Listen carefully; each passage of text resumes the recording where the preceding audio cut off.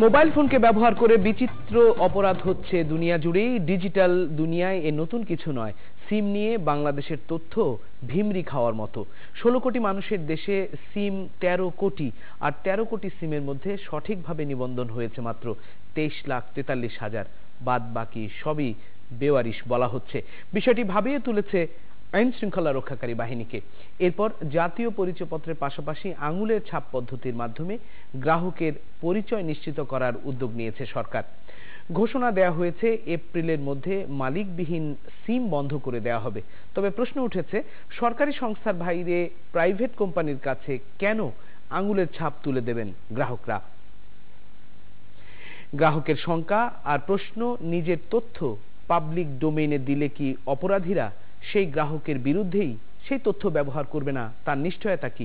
বেঁধে দেওয়ার সময় এপ্রিলের মধ্যে কোটি কোটি সিম পুনর্নিবন্ধনও প্রায় অসম্ভব। এরপর কি হবে? আজ আমরা সেই প্রশ্নের উত্তর খুঁজব বাংলাদেশ সংযোগে।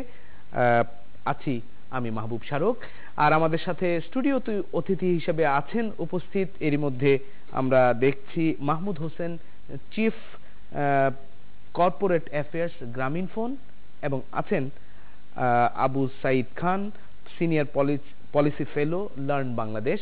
আমরা অপেক্ষা করছি, হয়তো আমাদের সাথে যুক্ত হবেন বাংলাদেশ টেলিযোগাযোগ নিয়ন্ত্রক সংস্থা বিটিআরসি তার চেয়ারম্যান প্রকৌশলী শাহজাহান মাহমুদ। শুধু অতিথিরাই নয়, আমরা চাই দর্শকরা আমাদের সাথে যোগাযোগ করবেন, মতামত জানাবেন। অনুষ্ঠানকালীন সময়ে ফোন করে আপনাদের মতামত অবশ্যই আপনারা জানাতে পারেন। আমরা ফোন নাম্বার যেটি স্ক্রিনে ভাসছে সেই ফোনে আপনারা আমাদের সাথে যোগাযোগ করতে পারেন। আমি আবারও সেই ফোন নাম্বারগুলো বলে দিচ্ছি, 0966971000।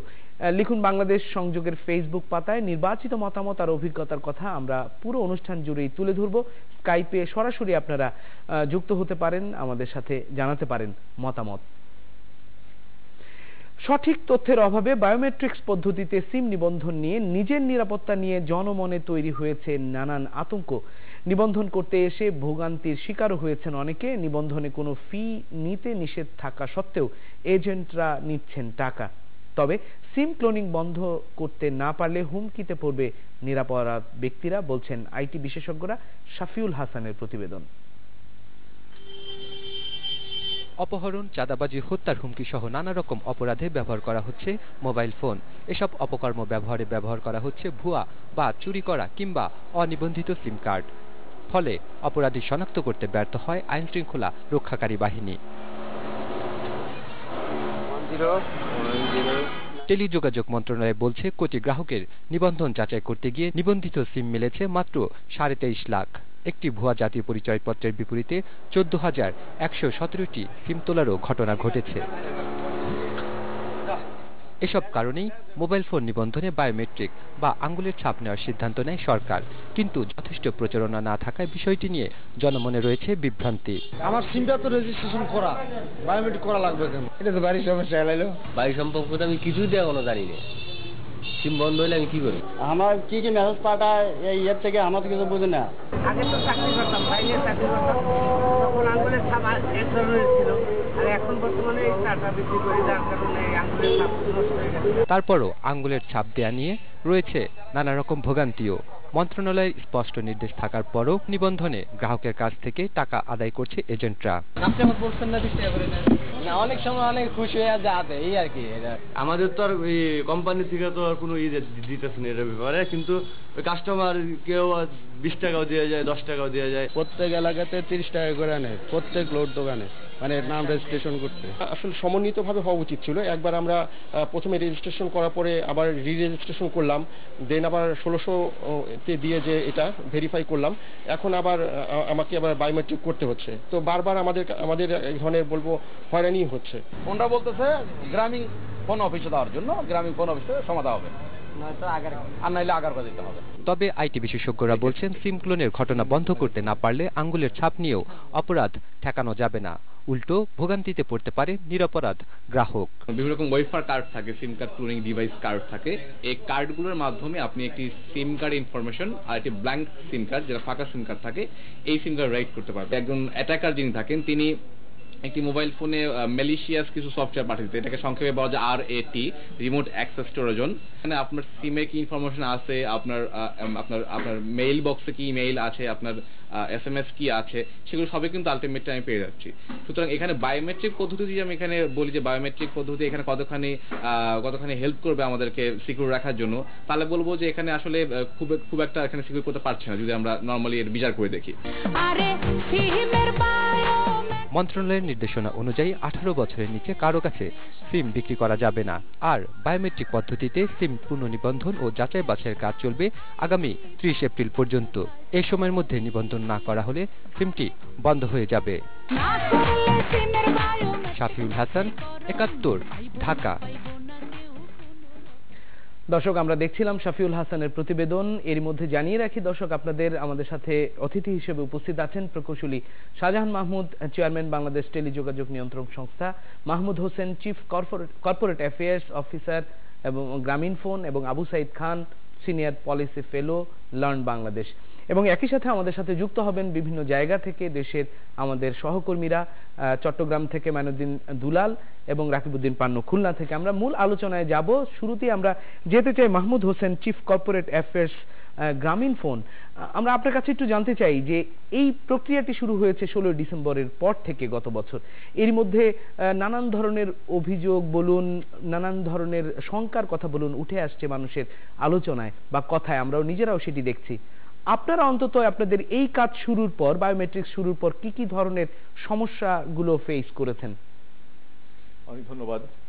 আমরা বায়োমেট্রিক পদ্ধতি যেটা দিয়ে ভেরিফিকেশন যেটা হচ্ছে, এটা শুরু করেছি, আপনি বলেছেন যে 16 ডিসেম্বর থেকে গত বছরে। অ্যাকচুয়ালি আমরা পাইলট শুরু করেছি আরো 1 মাস আগে থেকে, 15 নভেম্বর থেকে আমরা পাইলট শুরু করেছি। এরপর যেটা আমরা এটা করতে গিয়ে যেটা সমস্যা মোকাবেলা করেছি, সেটা হলো যে আমাদের যে অ্যাওয়ারনেস, মানুষের কাছে যে এটাকে পৌঁছে দেওয়া, যে মানে মানুষকে যে আসতে হবে আমাদের সেন্টারগুলোতে, কেন আসতে হবে, এই অ্যাওয়ারনেসটা। দ্বিতীয় হচ্ছে যে এটা একটা নতুন বিষয় আমাদের। আমি গ্রামীণ ফোনের কথা বলি, আমাদের এ পর্যন্ত প্রায় 50,000 সেলস পয়েন্টে আমাদের বায়োমেট্রিক ভেরিফিকেশনের ব্যবস্থা আছে, ওখানে স্ক্যানার আছে, যে ডিভাইসগুলো আছে। তো এই সেন্টারগুলোতে যারা করছে আমাদের রিটেইলাররা, তাদেরকে ট্রেন আপ করা, এই কাজগুলো খুব অল্প সময় আমাদেরকে করতে হয়েছে। তো আমরা ওই জায়গাটায় একটা প্রথম দিকে একটু স্লো শুরু করতে হয়েছিল। তো আমরা এখন দেখছি যে এটা বেশ একটা ভালো গতি পেয়েছে, এটা ভালোভাবেই আগাচ্ছে এখন। না, সেই ক্ষেত্রে আপনাদের এখন আপনারা বলছেন যে 50,000 পয়েন্ট রয়েছে আপনাদের, কিন্তু আমরা জানি যে বাংলাদেশের সবচেয়ে বড় ফোন কোম্পানি আপনাদের ফোন বা সিম ব্যবহার করে সবচেয়ে বেশি মানুষ, এবং সেই ক্ষেত্রে আপনারা কি মনে করেন যে পরিমাণ সময়সীমা বেঁধে দেওয়া হয়েছে, সেই সময়ের মধ্যে এই পরিমাণ সিমের যে পুনর্নিবন্ধন সেটি সম্ভব? এবং আমরা জানি যে 50,000 পয়েন্টের কথা বলছেন, এই 50,000 পয়েন্টের বাইরে কি মানে অন্য কোনোভাবে এই বায়োমেট্রিক্স করার কোনো সুবিধা আপনারা রেখেছেন কিনা পুনর্নিবন্ধনের ক্ষেত্রে? আমি 50,000 বলেছি, আজ অবধি 50,000, আমাদের আরো বাড়ছে। আগামী 2 সপ্তাহের মধ্যে এটা 62,000-এর মতো হয়ে যাবে আমাদের। তো আমাদের যে গতিতে আগাচ্ছি সেটাতে 30 এপ্রিলের মধ্যে একটু টাইট হয়ে যাবে। তো আমরা ওটা বিবেচনা করে দেখবো, আমরা সরকারের সাথে আলোচনা করব যে যদি এটা আরো একটু সময় লাগে, আমরা সরকারের কাছে আমরা অনুরোধ করব, বিটিআরসির চেয়ারম্যান মহোদয় এখানে আছেন, ওনার কাছে আমরা অনুরোধ করব, এবং সেখানে সময়সীমা বাড়ানোর প্রয়োজন হলে এটা অবশ্যই সরকার বিবেচনা করবে। সেক্ষেত্রে আপনারা কোনো সমস্যায় পড়ছেন কিনা এই কাজ বা এই কর্মকাণ্ড করতে? আপনাদের গ্রাহকরা আপনাদের কাছে কি কি অভিযোগ জানাচ্ছেন, সেই বক্তব্য তো আমরা আপনার কাছে অন্তত জানতে চাই, যেটি নিয়ে আপনারা হয়তো চিন্তিত আছেন, জানাতে চান বিটিআরসির চেয়ারম্যানকে। আমরা বিটিআরসির সাথে কন্টিনিউয়াস আমাদের আলোচনা হচ্ছে।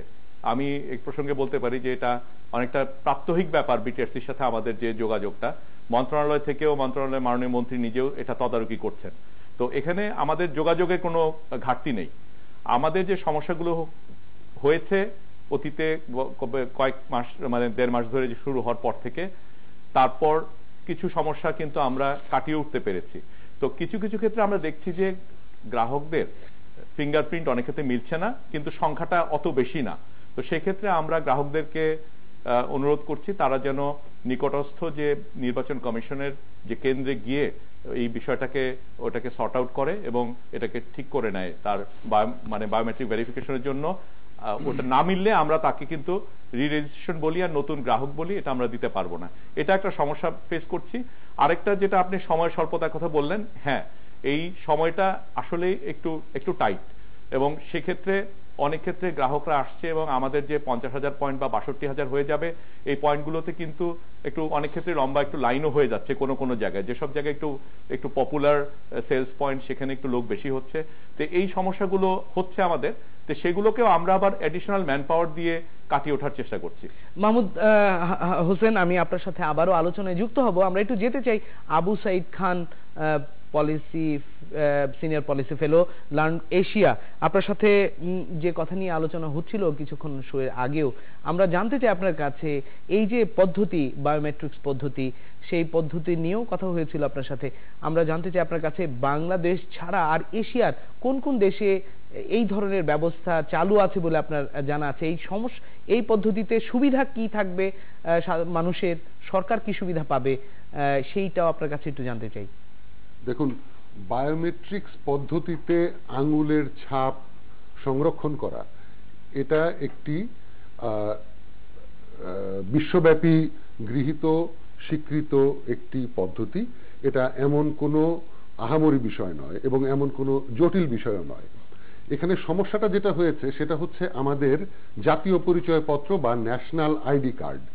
এই ন্যাশনাল আইডি কার্ড যখন তৈরি করা শুরু হয় তখন থেকেই যদি বায়োমেট্রিক্স পদ্ধতি অবলম্বন করা হতো তাহলে কিন্তু আজকে যে সমস্যাগুলো দেখা দিচ্ছে এগুলো দেখা দিত না। কারণ এই ন্যাশনাল আইডি কার্ডে একজন নাগরিকের আঙুলের ছাপ নেওয়া হয়েছে একটি রাবার স্ট্যাম্পের প্যাডের ওপরে, তার আঙুল দিয়ে, তারপর কাগজের উপরে। আর বায়োমেট্রিক্স পদ্ধতিতে এখানে একটি স্ক্যানারের ওপরে মানুষের আঙুল সরাসরি এখানে চাপ দিয়ে তারপরে আঙুলের সমস্ত রেখা ডিজিটালি ক্যাপচার করা হয়। এই দুটো প্রক্রিয়ার মধ্যে গরমিল থাকাটা অত্যন্ত স্বাভাবিক।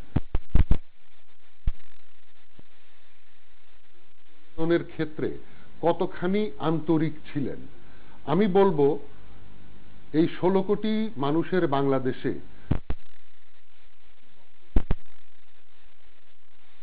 নির্বাচন কমিশনের অধীনে যে দপ্তরটি, এর বাইরে কিন্তু কোথাও কোনো দপ্তর নেই। ঢাকা শহরের বাইরে যারা আছেন সমগ্র বাংলাদেশের বিপুল জনগোষ্ঠী, তাদের পক্ষে নিকটস্থ কোনো কর্তৃপক্ষীয় স্থাপনা নেই যেখানে গিয়ে তারা তাদের এই পরিচয়পত্র সংক্রান্ত তথ্যে যদি কোনো গরমিল থাকে সেটাকে তারা ঠিক করতে পারবেন। এটা হচ্ছে সবচেয়ে বড় সমস্যা।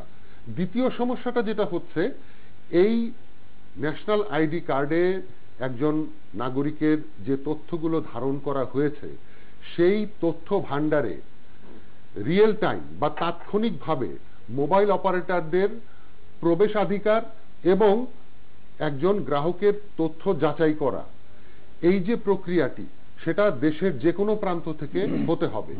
সেই কারিগরি সক্ষমতা আজ পর্যন্ত সুষ্ঠুভাবে হয়েছে কিনা আমরা সে সম্পর্কে খুব একটা কিছু জানি না। সবচেয়ে বড় বিষয় যেটা, কারো সদিচ্ছা নিয়ে কিন্তু এখানে প্রশ্ন তোলাটা ঠিক নয়। সরকারের সদিচ্ছা রয়েছে যাতে কেউ কোনো অপারেটরদের এখানে সদিচ্ছা রয়েছে যাতে তাদের বিকৃত সংযোগকে কেউ অ্যাবিউজ করে কোনো খারাপ কাজ করতে না পারে। নাগরিকদের সদিচ্ছা সবার চেয়ে বেশি রয়েছে, কারণ কোনো নাগরিকই চান না যে তার ব্যবহৃত মোবাইলের সংযোগটিকে কেউ ক্লোন করে বা অন্য কোনো উপায়ে ফরজারি করে এটা দিয়ে কোনো অপরাধ সংগঠন করুক। মূল সমস্যা যেটা, সেটা হচ্ছে এই পুরো প্রক্রিয়াতে যে কার্যক্রমগুলো চলছে এগুলোর কোনো আইনগত ভিত্তি নেই। এই কার্যক্রমগুলোকে আইনি কাঠামোর মধ্যে আনতে হবে, এর যথাযথ আইন প্রণয়ন করতে হবে এবং সেই আইন বাস্তবায়নের লক্ষ্যে সরকারের তরফ থেকে অবকাঠামোগত সুবিধা এবং প্রাতিষ্ঠানিক বিকেন্দ্রীকরণ, এই দুটোকেই একসাথে করতে হবে। যে ইনফ্রাস্ট্রাকচার রয়েছে এখন শুধুমাত্র একটি অফিসে, যেটা বললাম আগারগাঁয়ে, সেটাকে সারা বাংলাদেশে ছড়িয়ে দিতে হবে এবং সেই দপ্তরগুলোকে আবার প্রযুক্তিগত দিক থেকে কেন্দ্রীয় তথ্য ভান্ডারের সঙ্গে অত্যন্ত সুন্দরভাবে সুষ্ঠুভাবে রিয়েল টাইম তাকে সংযুক্ত করতে হবে। সেটি ঠিকই বলেছেন আপনি আবু সাইদ খান। আমরা সেই আলোচনার বিষয়ে আমরা যাব প্রকৌশলী শাহজাহান মাহমুদ, যিনি আছেন চেয়ারম্যান বাংলাদেশ টেলিযোগাযোগ নিয়ন্ত্রণ সংস্থা, এবং একই সাথে আছেন Mahmud Hossain, chief corporate affairs, Grameenphone. আমরা তাদের সাথে আলোচনা করব এই বিষয় নিয়েও। আমরা এবার একটি ছোট্ট বিরতিতে যাচ্ছি, ফিরে আসছি একটু পরেই বাংলাদেশ সংযোগে।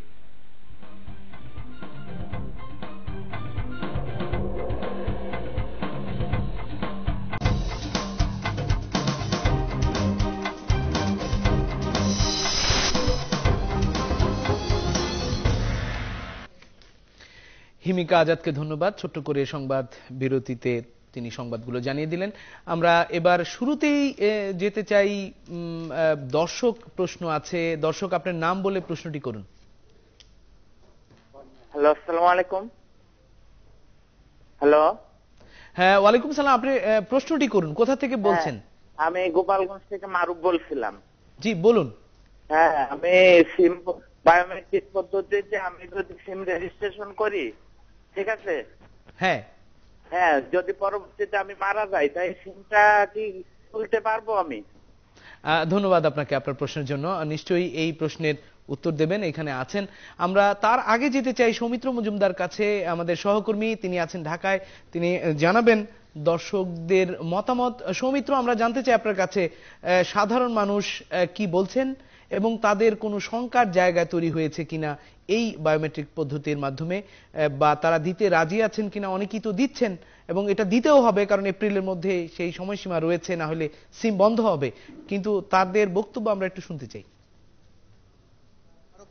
এই যে বিপুল পরিমাণ দেশে অবৈধ এবং বিশেষ করে অনিবন্ধিত সিম রয়েছে, এবং যেগুলোর বেশিরভাগ সংখ্যায় কিন্তু এখনো পর্যন্ত নিবন্ধিত হয়নি, এবং আপনি যে বিষয়টি বলছিলেন যে এপ্রিল মাসের মধ্যেই এই অনিবন্ধিত সিমগুলো যে নিবন্ধন করার কথা বলা হয়েছে মন্ত্রণালয়ের পক্ষ থেকে, এটি কিন্তু আমি এখন এই মুহূর্তে জাতীয় প্রেস ক্লাবের সামনে দাঁড়িয়ে আছি, এবং এইখানে আমি বিভিন্ন পর্যায়ের মানুষের সাথে কথা বলেছি, এবং আমার পেছনেও কিন্তু বিভিন্ন পর্যায়ে যারা কাজ করেন তাদের সাথে তারা রয়েছেন, এবং আমরা বরঞ্চ তাদের কাছ থেকে জেনে নেই যে এটির সুবিধা অসুবিধা বা তারা করেছেন কিনা, করলে কেন করেছেন। আচ্ছা, এই যে বায়োমেট্রিক পদ্ধতিতে যে সিম নিবন্ধনের কথা বলা হচ্ছে, এটি আপনি করেছেন কিনা, বা এটির আসলে সুবিধা অসুবিধা কি? হ্যাঁ, আমি এটা করেছি। এটা মূলত বায়োমেট্রিক পদ্ধতিতে সিম নিবন্ধন করলে দেশের সন্ত্রাসী কার্যকলাপ থেকে শুরু করে অনেকগুলো বিষয় নিরসন হবে। তারপরে সিম হারিয়ে গেলে সেটা ফেরত পাওয়ার জন্য, সেটা কালেকশন করার জন্য সুবিধা হবে। তারপরে দেশের যে এই ফোনের মাধ্যমে বিভিন্ন ধরনের ক্রাইম হয়, এই ক্রাইমটা বন্ধ হবে। এছাড়াও সিম নিবন্ধন করার ফলে মানুষের যে পুরা মানুষের একটা তালিকা সিমের মাধ্যমে, তার পরিচয়, ন্যাশনাল আইডির পরিচয় এবং সিমের পরিচয় সবকিছু মিলিয়ে একটা মানুষকে সহজভাবে আইডেন্টিফাই করা যাবে, এবং সে মানুষটির কার্যকলাপ কি, কখন কি প্রয়োজন হয়, সেটা ইন ডিটেলস করলেই পাওয়া যাবে। এটা সবচেয়ে বড় বিষয় বলে মনে হয়। আপনি সিম নিবন্ধন করেছেন কিনা, না করলে কেন করেননি এখনো পর্যন্ত? আমি সিম আন্তরিক নিবন্ধন করি নাই। আমার সিমটা অনেক আগে কিনা আমি কাগজপাতি দিয়ে তুলছিলাম, ন্যাশনাল আইডি কার্ড দিয়ে কাগজপাতি করে ফর্ম ফিল আপ করে আমি সিমটা তুলছি। এখন আমার করা লাগবে কিনা এটা আমার জানা নাই। কেন, আপনার কাছে মেসেজ আসার কথা, আপনি যদি সিম নিবন্ধন না করেন সেক্ষেত্রে একটা মেসেজ আসার কথা, সেই মেসেজটা পেয়েছেন কি? আমি এখনো কোনো মেসেজ পাই না। আমরা একজন রিকশা চালকের সাথে একটু কথা বলি, যে আপনি সিম এখনো পর্যন্ত নিবন্ধন করেছেন কিনা, বা না করলে কেন? আমি সিম নিবন্ধন করেছি, ভোটার আইডি সিমটা নিবন্ধন করলে সিমটা হারিয়ে গেলে পাওয়া যায়, আর সুবিধা আছে। আর একজন সিম 3-4টা ব্যবহার করে, একটা সিম ব্যবহার করলে বাংলাদেশে অনেক সুবিধা পায়। আপনি একটু বলেন তো যে আপনি আমি সিম রেজিস্ট্রি করেছি, যে সরকার আমাদের জন্য একটা সুবিধা করেছে যে কোনো খরচ নাই, আর আইডেন্টি কার্ড লগে জমা দিলে লগত এটা রেজিস্ট্রি করে দেয়, আর সিমটা হারায় গেলে কাগজ জমা দিলেই সিমটা পাওয়া যায়। এর আর কি সুবিধা পাবো আমরা?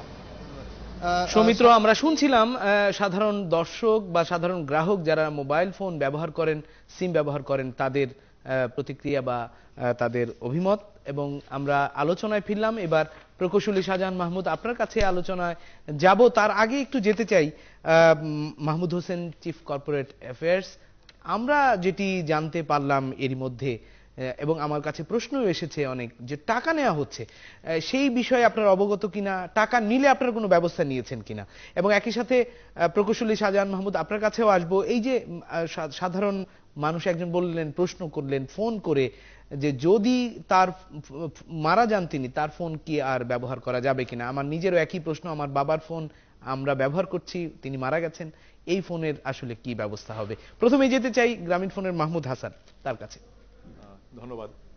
আমরাও জানতে পেরেছি যে কোনো কোনো জায়গা থেকে আমাদের রিটেল পয়েন্ট থেকে টাকা নিচ্ছে কাস্টমারের কাছ থেকে, তো এটা কিন্তু নেওয়ার কথা না।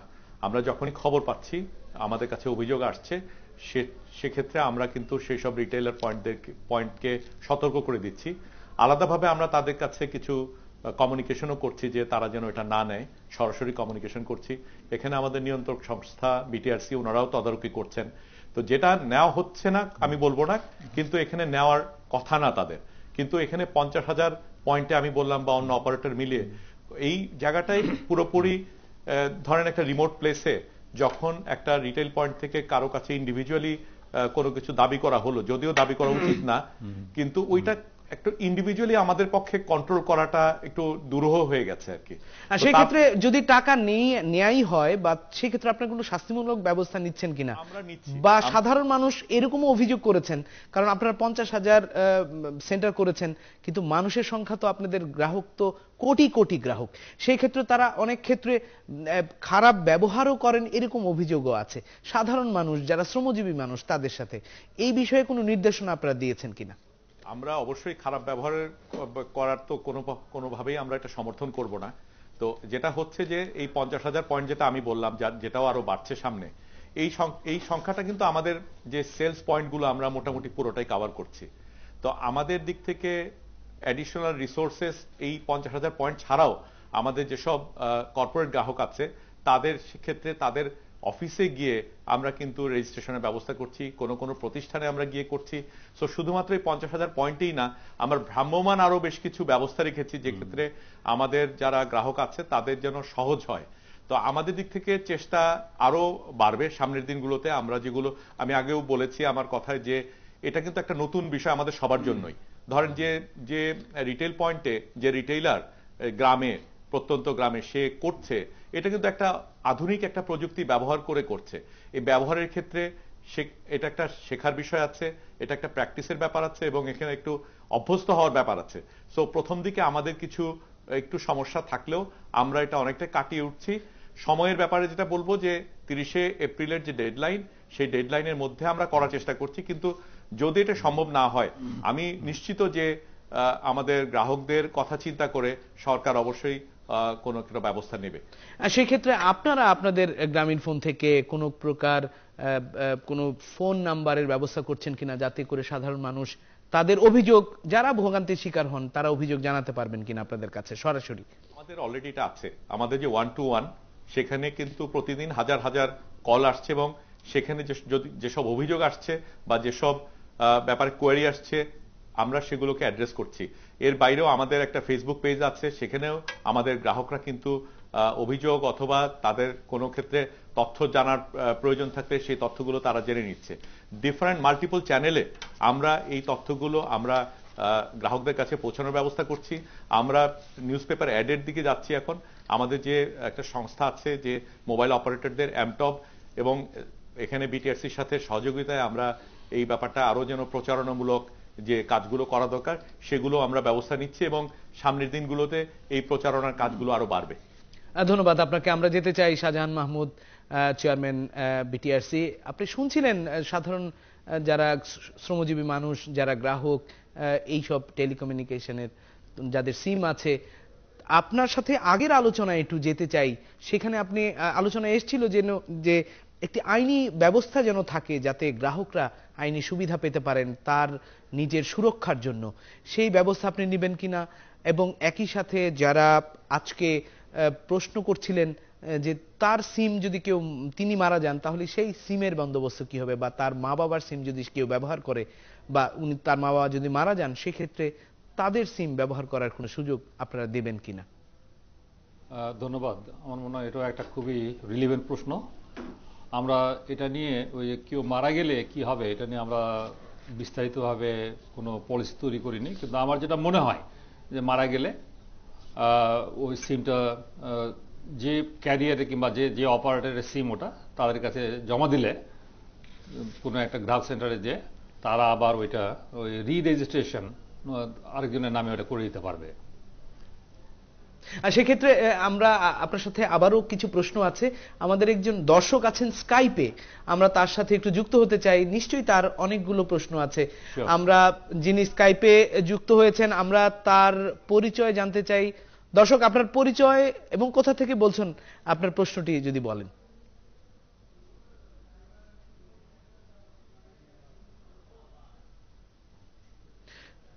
দর্শক, আমরা আপনাকে দেখতে পাচ্ছি, আপনার নামটি বলুন, কোথা থেকে বলছেন এবং সংক্ষেপে যদি প্রশ্নটি করেন।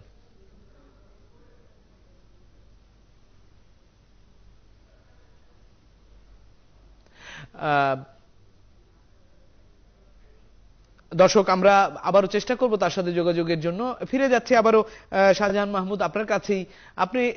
আমরা কথা বলছিলাম গ্রাহকদের সুরক্ষার বিষয়টি। আমরা কিছুদিন আগেও মানে গতকালকেও দেখলাম বা এই সপ্তাহের মধ্যেই যে বাংলাদেশ ব্যাংক থেকেও অর্থ চুরির ঘটনা ঘটেছে।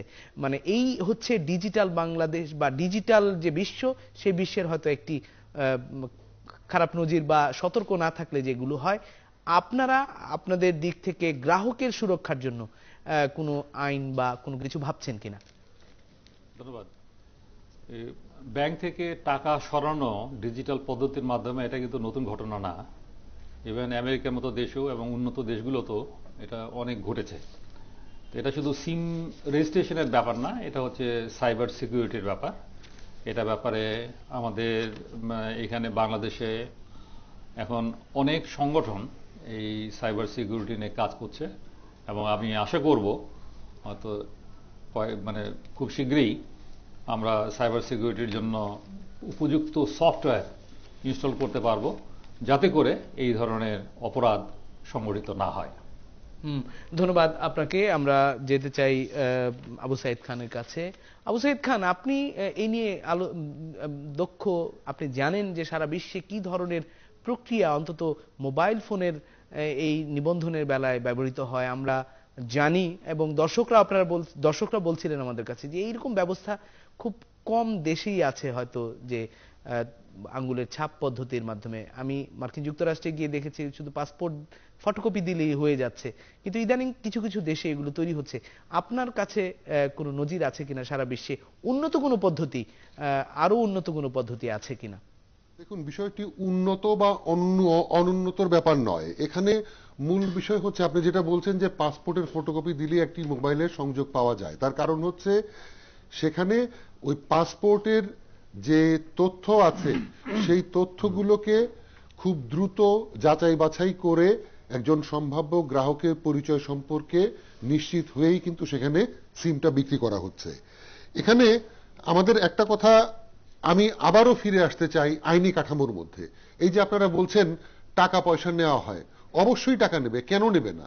কারণ যেই প্রক্রিয়ার মাধ্যমে হাজার হাজার লোকের এই আঙুলের ছাপ নেওয়া হচ্ছে তার জন্য জনবল নিযুক্ত করতে হয়, তার জন্য স্থাপনা প্রয়োজন, এটা একটা ইনভেস্টমেন্ট। আইনে কি কোথাও বলা আছে যে এই বিষয়ে টাকা নেওয়াটা অপরাধ? যদি বলা না থাকে তাহলে টাকা নেবে। কিন্তু সরকার আমরা একটু যুক্ত করি আপনার সাথে। সরকার কিন্তু এর মধ্যে ঘোষণা দিয়েছে যে এই কাজটি করতে হবে ফ্রিতে, মানে বিনামূল্যে। সেখানে টাকা নেওয়াটা তো মানে, এবং গ্রামীণ ফোনের যিনি বলছেন তিনিও বলছেন যে তারা এই অভিযোগ পেয়েছেন, কিন্তু তারা তো বলছেন যে এটা অপরাধ। আসলে মুখের কথা আইন নয়, এটা বুঝতে হবে আপনাকে। যারা এইসব কথা বলেন তারা বাস্তবের সাথে তাদের কোনো সংযোগ নেই এবং 30শে এপ্রিল 30শে মে সমস্ত অবাস্তব ডেডলাইন তারা দেন না। কিন্তু সেখানে তো সরকারের নির্দেশনা রয়েছে টাকা নেওয়া যাবে না। কি সেই নির্দেশনার আইনি ভিত্তিটা কি? আমার প্রশ্ন হচ্ছে সেখানে সরকার বলুক যে এই আইনের বদৌলতে এই মোবাইলের সিম রি-রেজিস্ট্রেশনে কোনো টাকা নেওয়া যাবে না, সেটা স্পষ্ট করে সরকারকে বলতে হবে। সেক্ষেত্রে বিটিআরসি চেয়ারম্যান রয়েছেন, আমরা তার কাছেও কিছু জানতে চাই, আপনি এই প্রশ্নের জবাব কি দেবেন? আসলে এটা বিটিআরসি চেয়ারম্যানের বিষয় নয়, দয়া করে ওনাকে ভিকটিম করবেন না। আমি আবারও বলছি, we are always avoiding the fundamental issue, the legal framework. সেটা তো বিটিআরসির চেয়ারম্যানের দায়িত্ব নয়, সেটা যারা আইন প্রণয়ন করেন তাদের দায়িত্ব। যারা সরকারের উচ্চ পর্যায়ে বসে আছেন, সেখানে বসে বড় বড় কথা বলেন, তাদের দায়িত্ব এটা। সেক্ষেত্রে শাহজাহান মাহমুদ, আপনার কোনো বক্তব্য আছে? আপনি কোনো বক্তব্য দিতে চান এই ক্ষেত্রে? এটা আমি মনে করি না যে সবকিছু আইন দিয়ে নিয়ন্ত্রণ করতে হবে। চলতে চলতে অনেক প্রশ্ন, অনেক ইস্যু আসে যেটা হয়তো আমাদের ইমিডিয়েট অ্যাকশন নেওয়া দরকার। এটাও হয়তো আইন করা যাবে, কিন্তু আইন করতে গেলে আইন প্রণয়নের যে একটা প্রক্রিয়া, আমরা ততদিন পর্যন্ত অপেক্ষা করতে পারি না। আবারও আবু সাইদ খান আপনার কাছে ফেরত যাচ্ছে আলোচনায়। আরেকটা জিনিস যেটা ওই একটু আগে আপনি বললেন যে আমেরিকার কথা যে বললেন, আমেরিকাতে ওই সোশ্যাল সিকিউরিটি নাম্বার বলে একটা আছে, এসএসএন। এটা কিন্তু একটা ইউনিক নাম্বার, গোটা আমেরিকার প্রত্যেকটা লোকের জন্য একটা এখানে নাম্বার আছে। এবং ওই নাম্বারের সঙ্গে যখন একটা ছবি যোগ করা হয়, যখন পাসপোর্ট থেকে একটা ছবি দেখে, তার মানে একেবারে সম্পূর্ণ 100% নিশ্চিত করা গেল যে ওই লোকটাই একটাই লোক। আপনি আরেকটা লোকের সোশ্যাল সিকিউরিটি নাম্বার পাবেন না, এক পাবেন না। এইরকম এখানেও ওই বায়োমেট্রিক ভেরিফিকেশনের প্রয়োজন ওইখানে, যে একটা আঙুলের ছাপ, মানে একজন লোকের ছাপ আরেকটা লোকের আঙুলের ছাপের সঙ্গে কোনো দিনও মিলবে না। সুতরাং ইউনিকলি আইডেন্টিফাই করতে গেলে পরে আপনার বায়োমেট্রিক ওই আঙুলের ছাপ লাগবে। কি শুধু আঙুলের ছাপ দিয়ে কি বায়োমেট্রিক হয় তা না, আরও আছে। যেরকম আজকাল আপনি অনেক জায়গায় দেখবেন চোখের পাতা, চোখের পাতারও একটা, ওটাও কিন্তু একটা বায়োমেট্রিক আইডেন্টিফিকেশন। তারপরে হয়তো মুখের সময় অনেক সময় দেখবেন আমেরিকাতেও অনেক জায়গায় ফেস রিকগনিশন, ওই যাচ্ছেন ওই ক্যামেরা দিয়ে ফেস দেখলো, রেকগনিশন করে আপনাকে অ্যালাউ করলো ঢোকার জন্য। রেটিনা স্ক্যান করে। হ্যাঁ, আর আমেরিকায় কিন্তু প্রত্যেকটা ক্ষেত্রে আঙুলের ছাপ দিতে হয়। এইটা ওই যে পাসপোর্ট করতে গেলে পরে শুধু একটা না, 10টা আঙুলের ছাপ দিতে হয়। সেই আলোচনায় আসবো আবারও আপনাদের কাছে। দর্শক, চলছে বাংলাদেশ সংযোগ, একটু ছোট্ট বিরতিতে যাচ্ছি। আমাদের দর্শকরা আছেন আমাদের অতিথিরা, আবারও আলোচনায় ফিরবো কিছুক্ষণ বাদে।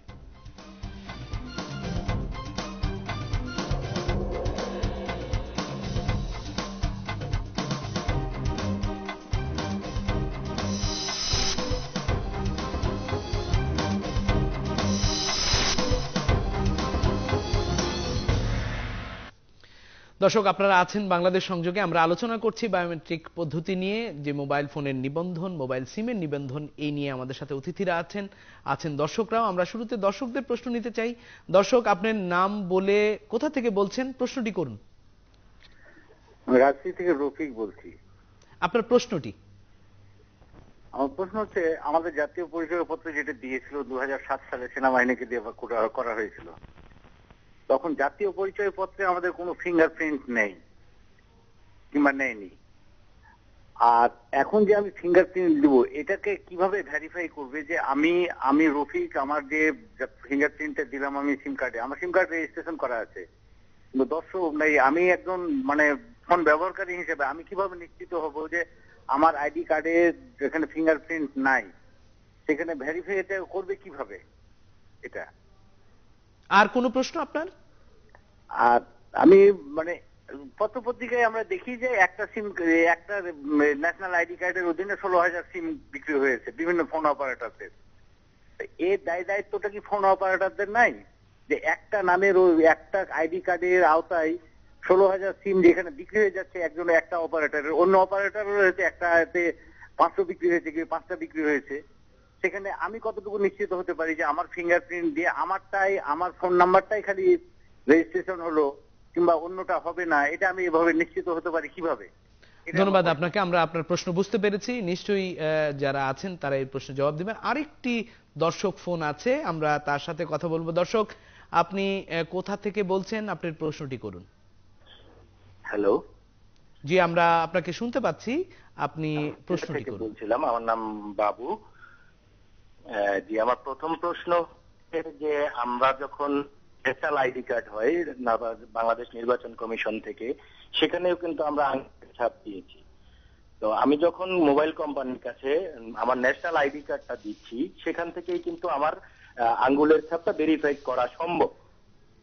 এটা হচ্ছে প্রথম প্রশ্ন। আর দ্বিতীয় প্রশ্ন হচ্ছে, বাংলাদেশ ব্যাংকের এত সিকিউরিটি থাকা সত্ত্বেও যেখানে এত টাকা আমাদের মানে মানে দুষ্কৃতিকারীরা হাতায় নিতে পারছে, সেই ক্ষেত্রে আমি 3টা বিদেশি মোবাইল কোম্পানি তারা যে আমার আঙ্গুলের ছাপ মানে এরকম হয়ে যাবে না তার কি গ্যারান্টি আছে? আরেকটা জিনিস যেটা হচ্ছে যে তারা যেরকম ভাবে হাতে মাঠে গাঠে, আমরা যেভাবে দেখতেছি রাস্তার কিনারে বসে একটা ট্যাবের মধ্যে আঙ্গুলের ছাপ নিয়ে করতেছে, এটা কি এমন গ্যারান্টি আছে তাদের কাছে যে আমার আঙ্গুলের ছাপটা যে চুরি হয়ে যাবে না, কোনো একটা ইয়ার কাছে যাবে না, আমি তখন যে রাষ্ট্রদ্রোহিতার মামলায় পড়বো না, এই গ্যারান্টি তারা কিভাবে দিতে পারতেছে? ধন্যবাদ আপনাকে, আমরা আপনার প্রশ্ন বুঝতে পেরেছি। আমরা শাহজাহান মাহমুদ আপনার কাছেই গুরুত্বপূর্ণ প্রশ্ন, যে গ্রাহক বা যারা ব্যবহার করেন সিম বা রাস্তার পাশে বসে যে প্রক্রিয়ায় তার আঙ্গুলের ছাপ চুরি হবে না তার গ্যারান্টি আসলে কে দিবে, বা সে যে রাষ্ট্রদ্রোহিতার মামলায় পড়বে না, আপনার কাছে উত্তর জানতে চাই। তার পাশে যে রিটেলারটা আঙ্গুলের সিগনেচার নিচ্ছে, ওই রিটেলারটা নিশ্চয়ই একটা কোনো অপারেটরের এজেন্ট, হয় জিপির, না হয় বাংলালিংকের, না হয় রবির, কিংবা আরও কারো। এবং তারা কিন্তু যে সফটওয়্যারটা ইউজ করছে আঙ্গুলের ছাপ নেওয়ার জন্য, এই সফটওয়্যারটা কিন্তু ওই বড় বড় যে সমস্ত অপারেটরের নাম বললাম তাদের দ্বারা তারা সাপ্লাই করে। এবং এই বড় বড় অপারেটরকে কিন্তু ক্লিয়ারলি নির্দেশ দেওয়া হয়েছে যে ওখানে যাতে ওই সফটওয়্যারের ভিতরে কোনো যেন ক্যাপাবিলিটি না থাকে ওই কোনো আঙুলের ছাপ সংরক্ষণ করার জন্য। এবং এটার জন্য ওই কিছুক্ষণ আগে মাহমুদ যেটা বললো, দরকার হলে পরে আমরা হয়তো ঝটিকা সফরে যে এটা টেস্টও করতে পারি, কিন্তু এখনো পর্যন্ত আমাদের কাছে যে নির্দেশ দেওয়া হয়েছে সে অনুযায়ী আমরা নিশ্চিত যে তারা আঙুলের ছাপ রাখতেছে না এবং এটা রাখাটা বেআইনি। সুতরাং এই বড় বড় কোম্পানিগুলা আমার মনে হয় না কোনো বেআইনি কাজে যাবে। আমরা মাহমুদ হোসেনের কাছে যেতে চাই। মাহমুদ হোসেন, আমরা প্রশ্ন দেখছিলেন, আপনাদের দিকেই তীর ছুটছে লোকজন যে এই যে 16,000 সিম, আপনারা তখন কোথায় ছিলেন? আপনারা কেন ব্যবস্থা নেননি যে সিম নিবন্ধনের ক্ষেত্রে একটি জাতীয় পরিচয়পত্রের বিপরীতে 16,000 14,000 সিম বিতরণ হয়েছে? আপনার কোনো জবাব আছে? যে অবশ্যই জবাব আছে। আসলে এতদিন পর্যন্ত আমাদের কিন্তু এই ভেরিফিকেশনের কোনো সুযোগ ছিল না।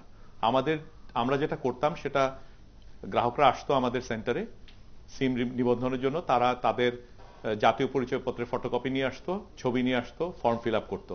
কিন্তু এই জাতীয় পরিচয়পত্র তো আপনি অন্য কারোটাও ব্যবহার করতে পারেন, ছবিও আরেকটা ব্যবহার করতে পারেন।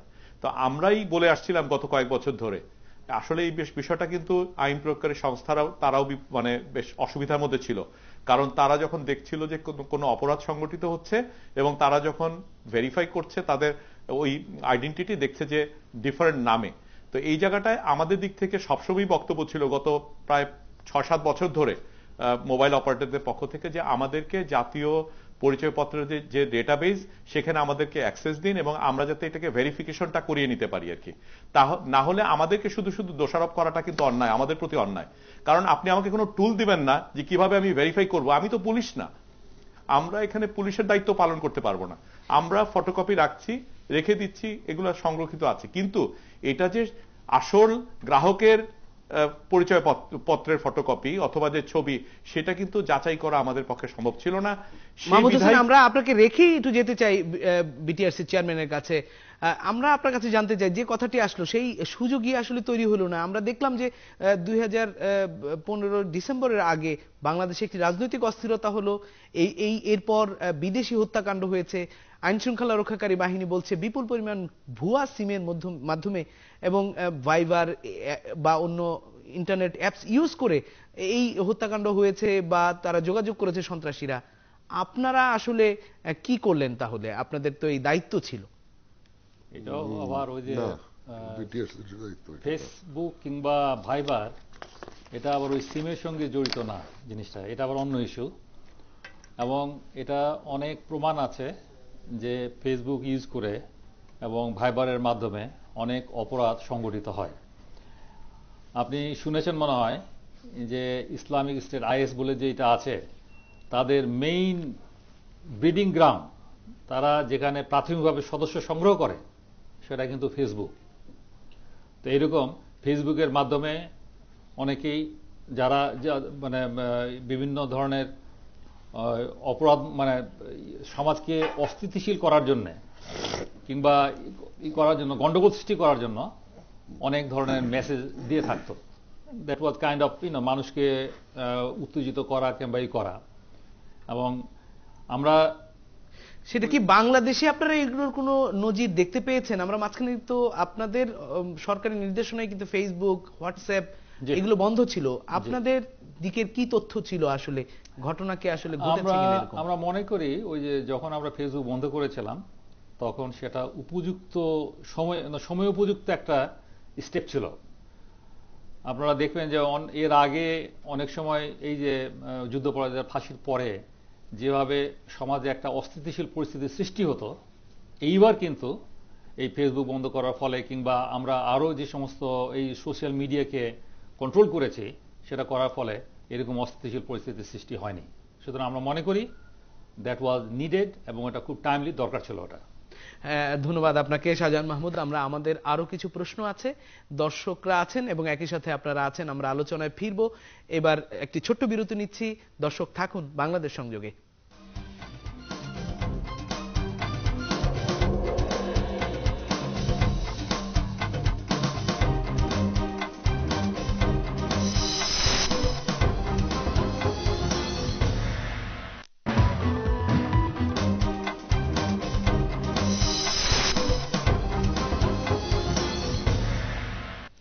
দর্শক ফিরে এলাম বাংলাদেশ সংযোগে, আপনারা আছেন আলোচনায় এবং আমরা আলোচনা করছি বায়োমেট্রিক্স পদ্ধতি, যে পদ্ধতির মাধ্যমে এবার নতুন করে দর্শকদের মোবাইল ফোনের সিম নিবন্ধনের কাজ চলছে। আমরা যেতে চাই মাহমুদ হোসেনের কাছে, চিফ কর্পোরেট অ্যাফেয়ার্স, গ্রামীণ ফোন।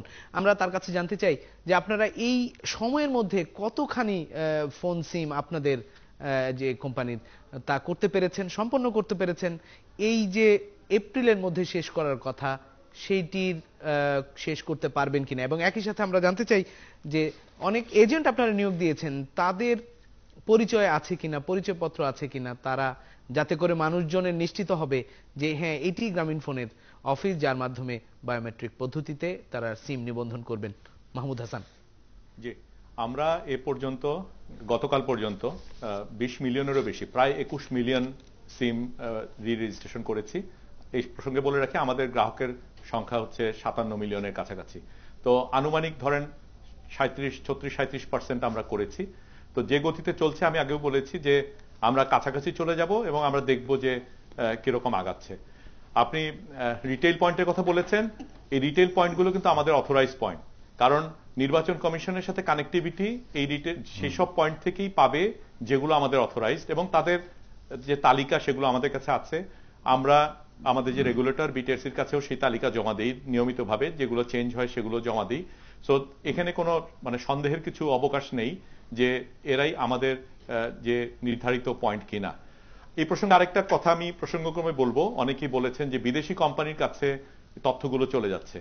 আমি একটা জিনিস বলতে চাই এখানে যে বিদেশি কোম্পানি হলেও, মালিকানা বিদেশি হলেও, আমরা কিন্তু এই দেশে রেজিস্টার্ড, এই দেশের নিয়ম কানুন মেনে কিন্তু আমরা ব্যবসা করতে হচ্ছে আমাদেরকে। আমরা টেলিযোগাযোগ আইনের আওতায় আমরা এখান থেকে লাইসেন্স নিয়েছি। আমাদের অন্যান্য যেসব আইন, লেবার আইন থেকে শুরু করে এখানকার সব আইনই কিন্তু আমরা মেনে চলছি। গ্রামীণ ফোনের কথা আমরা আমাদেরও 44.2% কিন্তু বাংলাদেশি মালিক আছে এখানে, আমরা স্টক এক্সচেঞ্জে রেজিস্টার্ড। কিন্তু মালিকানার প্রসঙ্গটা এখানে বড় না, এখানে আমরা নিয়মটা মানছি কিনা। এখানে কিন্তু প্রাইভেসির ব্যাপারটা আছে এবং আমাদের একটা দায়িত্ব আছে কিন্তু যে আমাদের গ্রাহকদের যে প্রাইভেসি, যে কনফিডেন্সিয়ালিটি, এটা মেনটেন করা, এবং সেটা কিন্তু আমরা গত 19 বছর ধরে করে আসছি। এই যে কোটি কোটি গ্রাহক আমাদের আছে, এই যে আমাদের 5,70,00,000, সেই গ্রাহকদের সাথে যে আমাদের যে একটা এগ্রিমেন্ট, যখন কেউ আমাদের যখন সিম রেজিস্ট্রেশন করার বা গ্রাহক যখন নিবন্ধিত হয়, সেটার মধ্য দিয়ে কিন্তু আমাদের সাথে একটা এগ্রিমেন্ট হয় যে আমরা তাদের কনফিডেন্সিয়ালিটি বজায় রাখবো এবং দেশের আইন মেনে আমাদেরকে ওটা করতে হচ্ছে এবং করতে হবেও। এর বাইরেও আমার সাথে গ্রাহকের যে কন্ট্রাক্ট আছে সেটার প্রতি আমরা শ্রদ্ধাশীল। আমি আবারও বলবো যে আমাদের গ্রাহকদেরকে এবং যারা দর্শক শ্রোতা যারা আছেন তাদেরকে যে এখানে আমাদের প্রতি অবিশ্বাসের কোনো সুযোগ নেই।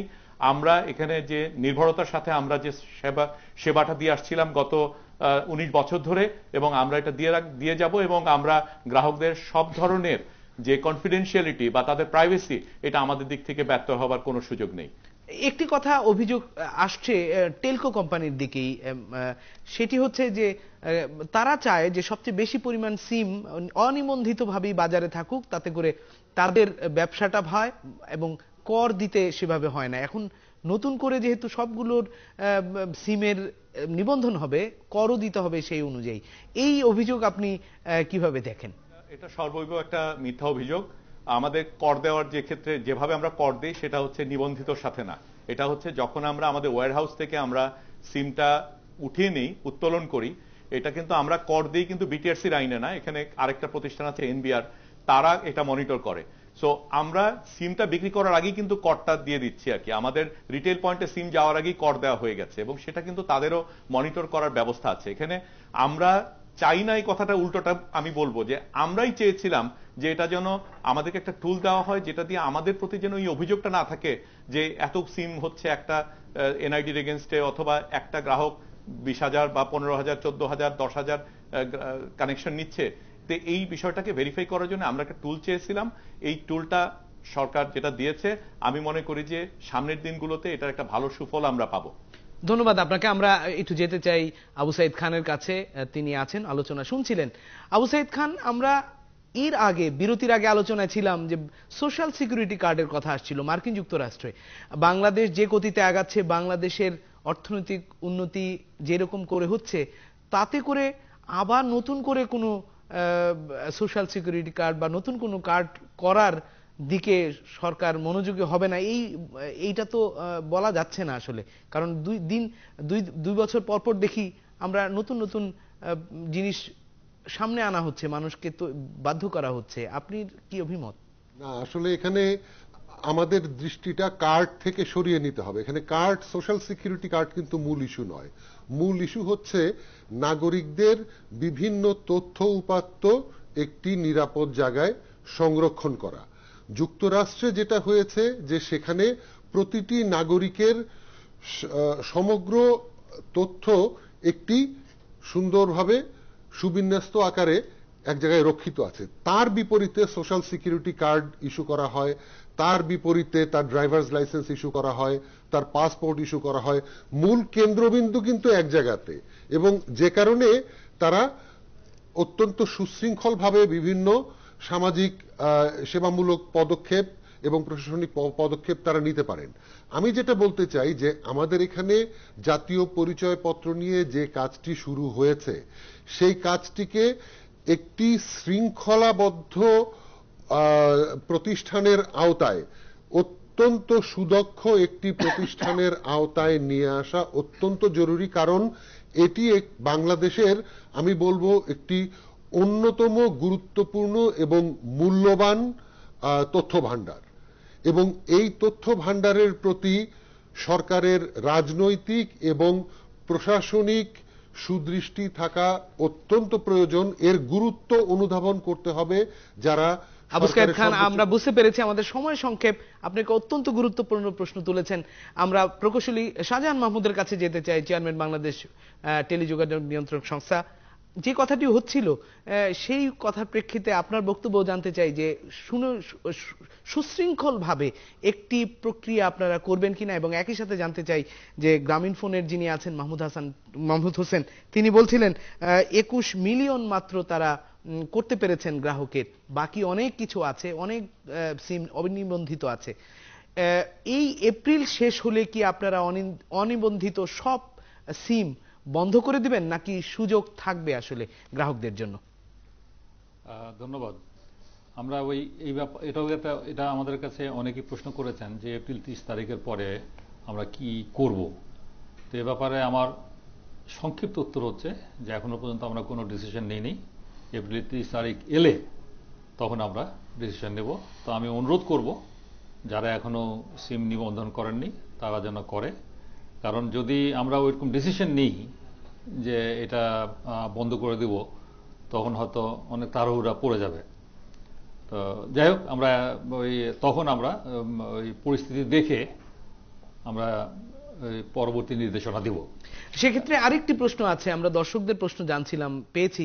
সেটার মধ্যে একটি ছিল যে একজন গ্রাহকের ৩-৪টি সিম রয়েছে, সেগুলোর ব্যাপারে অন্য বিভিন্ন কোম্পানির, সেক্ষেত্রে আপনাদের কোনো নির্দেশনা রয়েছে কিনা এই বিষয়ে? নির্দেশনা আছে, একটি লোকের 20টা পর্যন্ত সিম থাকতে পারে। কেন আমরা এটা বলেছি, যে একজন যদি হাউস হোল্ডের হেড হয়, প্রধান হয়, তার সিম থাকতে পারে, তার 3টা ক্যারিয়ারের 3টা টেলিফোন থাকতে পারে, তার ছেলের, তার ওয়াইফের, ইত্যাদি ইত্যাদি। সুতরাং একজন 20টা পর্যন্ত সিম রাখতে পারে, সেটা নিয়ে কোনো সমস্যার ব্যাপার না। কিন্তু সবগুলোই কি মানে নিবন্ধিত হতে হবে বায়োমেট্রিক? না, ওই একজনের নামে, হ্যাঁ একজনের নামে করতে পারে। একটা এনআইডির এগেইনস্টে 20টা পর্যন্ত সিম রেজিস্টার করা যেতে পারে। তার মানে আপনি বলছেন যে এই এপ্রিল শেষ হলেও আপনারা একেবারে ফ্লেক্সিবল থাকবেন বা সিদ্ধান্ত নেবেন নতুন করে, যাতে করে সবাই নিবন্ধনের আওতায় আসে বায়োমেট্রিক পদ্ধতির মাধ্যমে। আপনাকে ধন্যবাদ। দর্শক, আমাদের সাথে উপস্থিত ছিলেন বিটিআরসির চেয়ারম্যান শাহজাহান মাহমুদ, প্রকৌশলী ছিলেন মাহমুদ হোসেন, চিফ কর্পোরেট গ্রামীণফোন, এবং আবু সাইদ খান, সিনিয়র পলিসি ফেলো, লার্ন এশিয়া। আপনাদের ধন্যবাদ যারা উপস্থিত ছিলেন আমাদের সাথে, এবং একই সাথে দর্শকরা যারা দেখছিলেন, যুক্ত হয়েছিলেন স্কাইপে এবং টেলিফোনে। এই ছিল আজকের বাংলাদেশ সংযোগে। আগামী সপ্তাহে আবারও হাজির হব নতুন কোনো বিষয় নিয়ে। সে পর্যন্ত সবাই ভালো থাকুন, সুস্থ থাকুন, আর প্রতিবাদী হন সকল অন্যায়ের বিরুদ্ধে।